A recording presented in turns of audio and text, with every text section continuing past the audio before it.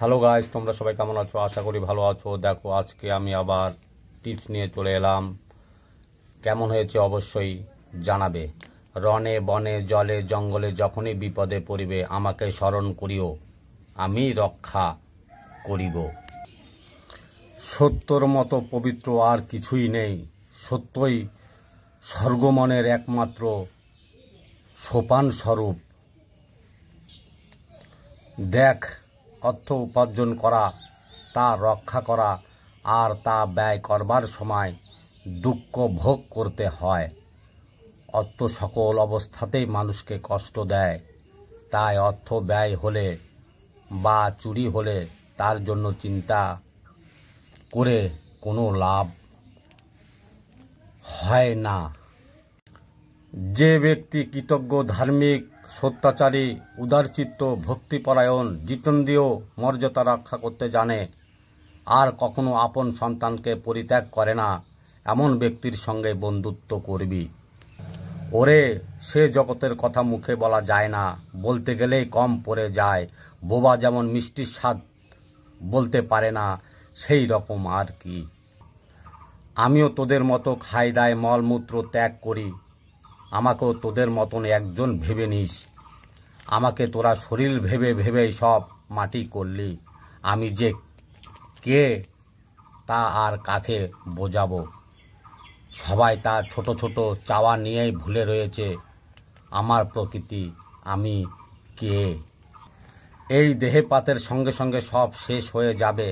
মনে করিস না আমি যেমনটি ছিলাম, যেমন আছি তেমনি চিরকাল থাকব। দেহপাতের পরও নস্কর শরীরটা আগুনে ভস্মীভূত হবে। আমি কিন্তু অবিনশ্বর, আমার বিনাশ নেই, সেই কখনো ফুরায় না। সে আমি তোর কাছে, তোর মধ্যে সব সময় আছি। তুই একটু দেখার চেষ্টা করলেই দেখতে পাবি, অন্তর দিয়ে বোঝার চেষ্টা করলে বুঝতে পারবি যে আমি আছি। প্রেমের জগৎ সব বিচার ও যুক্তির বাইরে। পুরুষ ও নারী একে অপরের প্রতি অদম্য আকর্ষণ অনুভব করে। তাকে কাম আখ্যা দিয়ে মানুষ নানাভাবে তাকে ত্যাগ করার চেষ্টা করে, কিন্তু এটা ছেলে মানুষই ছাড়া আর কিছুই নয়। আগে জানতে হবে এই স্বাভাবিক প্রবৃত্তির উৎস কোথায়। এই জৈব ক্ষুধায় কারণেই বা কি? কেন মানুষ কামের ঊর্ধ্বে ওঠার জন্য শত চেষ্টা করলেও বিফল হয়? কামকে পাপ বলা মহাভুল। যার অভাবে সৃষ্টি অচল হয়, তা কি করে পাপ হতে পারে? পাপ হলো মনের অজ্ঞানতার একটি রূপ মাত্র। কামনার জগতে থেকে তো কামকে পৃথক করে দেখা যায় না। ভগবানকে সম্পূর্ণ আপন করে পাবার জন্য কত সাধক, কত ত্যাগ, কত তিতিক্ষায় বরণ করে মহানন্দে। সেই কাম ছাড়া কিছু নয়। বস্তুর মধ্যে সুখানুভূতির জন্য যে ক্ষুদ্র চাওয়ার ভাব মানব হৃদয় ফুটে ওঠে, তারই আর এক রূপ। বিরাটকে চাওয়া, বিরাটের মধ্যে আনন্দ খুঁজে পাওয়ার চেষ্টা।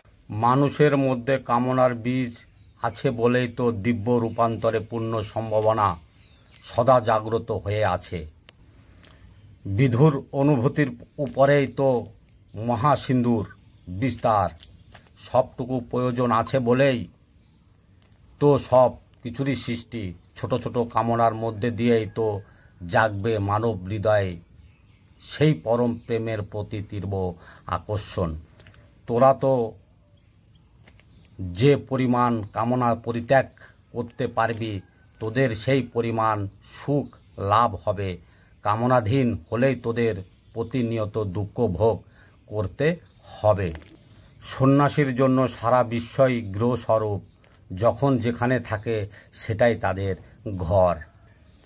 নিজেকে জানতে গেলে গুরুমুখে শাস্ত্র কথা শুনে নে, আর তার কথায় মূর্তিমান শাস্ত্রজ্ঞান মনে করে তার অনুশীলনে জীবনের সব শক্তি লাগিয়ে দে। সামান্য মাত্র নিজের জন্য আলাদা করে বাঁচিয়ে রাখার চেষ্টা করবি না। দেখবি তোর দেওয়ার মধ্যে দিয়ে পাওয়ার পথটা আপনা হতে খুলে যাবে। ছোট শিশুকে দেখিস না, কি সহজ সরল ভাব, মায়ের উপর কি স্বাভাবিক সমর্পণের ভাব। সেখানে ছলচাতুরি বা বিদ্যা বুদ্ধির অহংকার নেই, শুধু সহজে সরল আবদার, তাতে মা খুশি। তোকে তেমনি সহজ সরল হয়ে তার উপর নির্ভরশীল হতে হবে।